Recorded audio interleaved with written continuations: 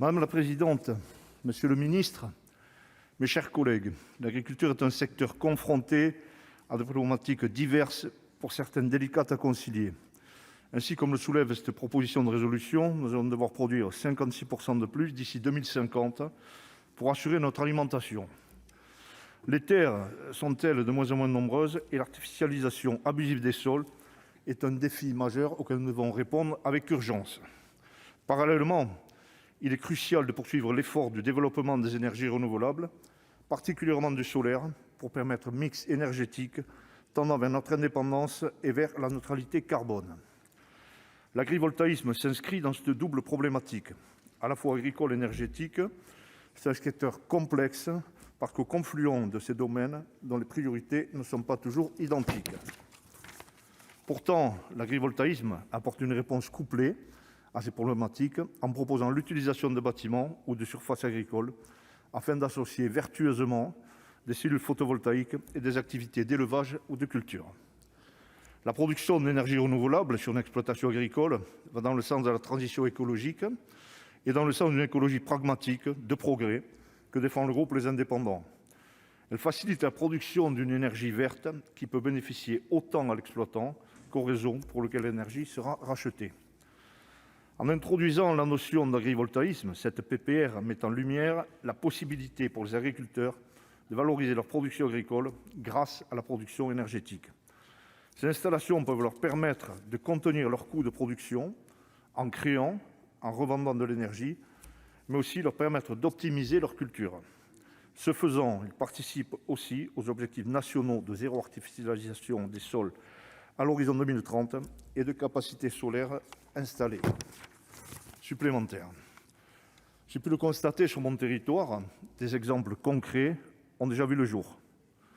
La société GreenYellow a signé en juillet 2020 un accord de coopération avec ArcelorMittal, Project ExoSun, pour la réalisation d'une première centrale sur grande culture en Haute-Garonne. Les travaux ont commencé et cette centrale offrira bientôt une production de 2737 MW par an, équivalent à la consommation de 735 foyers. Les retours d'expérience seront bien sûr cruciaux.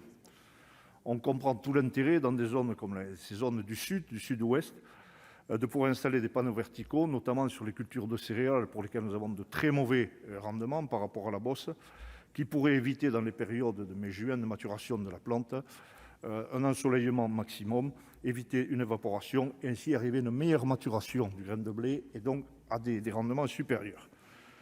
Le développement de l'agrivoltaïsme ne va cependant pas de soi. La première priorité est de s'entendre sur un cadre légal de définition de cette activité à inscrire au sein du Code de l'énergie. Cette étape est essentielle pour pouvoir reconnaître ce secteur et encourager l'émergence d'une filière en France.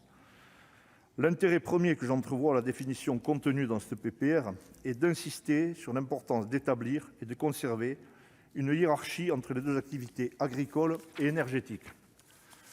La crise sanitaire nous a rappelé la nécessité de maintenir notre souveraineté alimentaire. La France doit rester indépendante et capable de produire ce qu'elle consomme. L'agriculture doit être l'activité principale sur la parcelle et la production d'énergie l'activité secondaire. L'objectif est l'optimisation de la production agricole et non de la production énergétique. Ce n'est que dans un cadre clair que les dérives seront évitées. De la définition de l'agrivoltaïsme découlent les questions de financement et d'investissement spécifiques. La Commission de régulation de l'énergie aura un rôle à jouer via les propositions d'appel d'offres spécifiques qui restent pour l'instant marginales. L'agrivoltaïsme n'étant pas compatible avec tous les territoires, les cultures ou les élevages, il sera fondamental que ces appels d'offres prennent en compte les impacts fonciers potentiels, autant qu'ils devront encourager les technologies les plus vertueuses. La possibilité de financement par le biais de la PAC doit aussi être explorée. Enfin, comme dans toutes les activités de production d'énergie renouvelable, nous allons nous trouver confrontés au problème du stockage. Certaines solutions existent déjà parfaitement adaptées au projet d'agrivoltaïsme. Je pense au Power to Gas, permettant de produire de l'hydrogène et de le stocker. Dans la même optique, quid de contrat de rachat de l'électricité et de sa restitution ensuite dans le réseau. Il faudra bien sûr un engagement minimum assuré des contrats de rachat d'électricité produite. Sans cela, les agriculteurs ou les énergiculteurs, comme les qualifie cette proposition de résolution, ne pourront pas établir de prévisionnel cohérent et fiable. On le voit, l'agrivoltaïsme est un espoir nouveau qui doit devenir une solution réelle. Conclure, chers collègues. Les indépendants soutiennent pleinement Très l'essor bien. parce que nous croyons en une solution d'avenir innovante. Merci.